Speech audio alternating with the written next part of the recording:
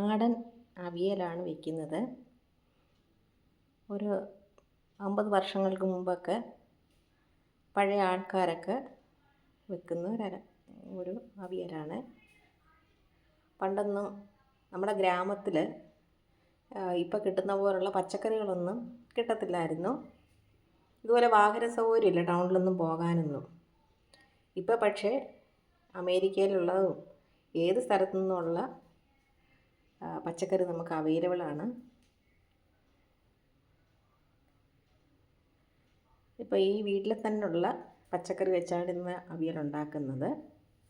ഇതിനകത്ത് കുമ്പളങ്ങയുണ്ട്, കാച്ചിലുണ്ട്,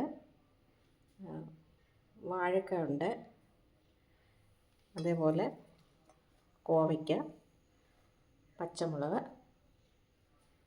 ഇതെല്ലാം ഇട്ടാണ് ഇന്നത്തെ അവിയൽ.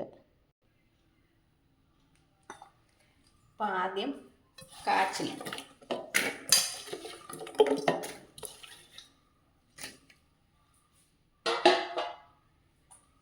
പിന്നെ കുമ്പളങ്ങ, നെയ്ക്കുമ്പളങ്ങയാണ്. ഇവിടെ ഇഷ്ടംപോലെ കുമ്പളങ്ങയുണ്ട്. അപ്പോൾ അത് എല്ലാം നല്ല വിളഞ്ഞ് പാകമായി നിൽക്കുകയാണ്. പടന്നങ്ങ് മാവിൻ്റെ മണ്ടയ്ക്ക് കയറി. അപ്പോഴതിൻ്റെ വള്ളിയെല്ലാം താഴോട്ടാക്കിയിട്ട് വള്ളി കണ്ടിച്ച് കിടഞ്ഞു. അപ്പോൾ ഓരോന്നോരോന്ന് പൊഴിഞ്ഞോണ്ടിരിക്കുന്നുണ്ട്. പിന്നെ പച്ചമുളക്,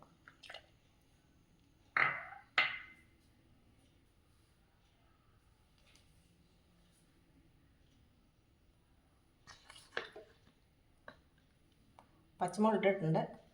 കുറച്ച് മുളക് പൊടി,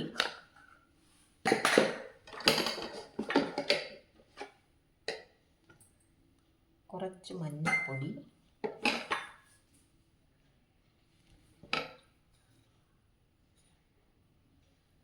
കുറച്ച് ഉപ്പ്,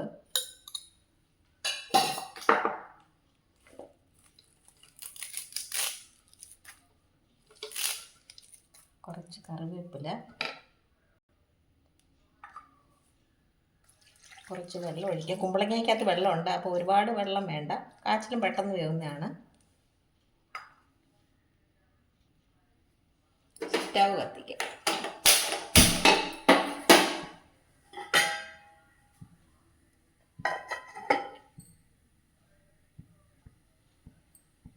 നമ്മളിത് അരയ്ക്കാനുള്ളത് കുറച്ച് തേങ്ങയും ജീരകമാണ് എടുത്തിട്ടുള്ളത്. ഞാനിപ്പോൾ ഇവിടെ ഉള്ളിയൊന്നും ചേർക്കുന്നില്ല. അത് അവിയലിന് ഇപ്പം ചിലർക്ക് വെളുത്തുള്ളിയുടെ ടേസ്റ്റ് ആയിരിക്കും. ഓരോ ഭാഗത്തും ഓരോ രീതിയിലാണ് അവിയൽ വെക്കുന്നതേ. അപ്പോൾ അതിന് ചുവന്നുള്ളി ചേർക്കാം. മാങ്ങായും ഒക്കെ ഇട്ടിട്ടുണ്ടെങ്കിൽ ചുവന്നുള്ളി ഇടാം. അപ്പോൾ ഓരോ ടേസ്റ്റിനനുസരിച്ച് നമുക്ക് ഉള്ളി ഇടാം. ഞാനിവിടെ ഒരു ഉള്ളിയും ചേർക്കുന്നില്ല.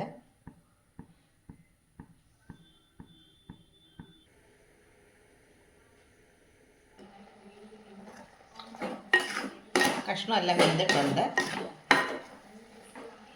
നമുക്ക് അരപ്പ് ചേർക്കാം.